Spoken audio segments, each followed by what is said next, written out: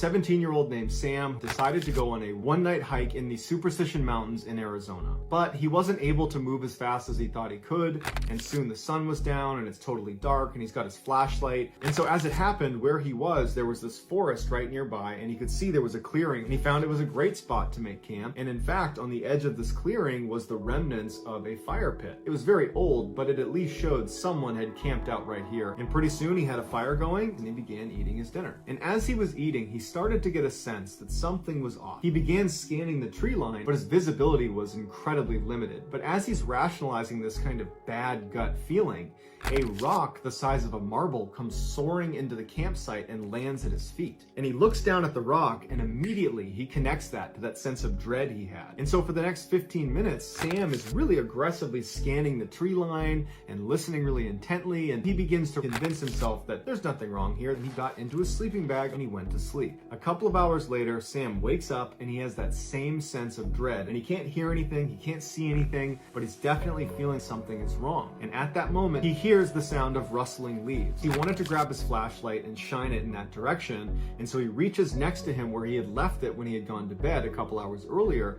and he can't find his flashlight. And that's when the alarm bells start going off in his head, because the only way this flashlight moves is if he moved it. And if it's not here, how did it move? And as he's looking, out of the corner of his eye, he sees some light. And he turns his head, and in the same direction that he had heard those rustling leaves when he was still laying down, he sees his flashlight laying on the ground about 10 meters away. And immediately, Sam thinks to himself, that's a trap. Suddenly he felt so scared, but he knew in order to survive this situation, he needed to keep his wits about him. Every time the fire got lower, he noticed they would come closer and closer and closer, and when he would stoke the fire, they wouldn't come as close. But at about 3 a.m., he ran out of firewood. And for 2 hours, this poor kid is standing in the middle of this campsite, facing in the direction of whatever is behind the trees, waiting for whatever happened next. But ultimately, the only thing that would happen is the sun would eventually come up. This thing on the other side finally moved, it turned around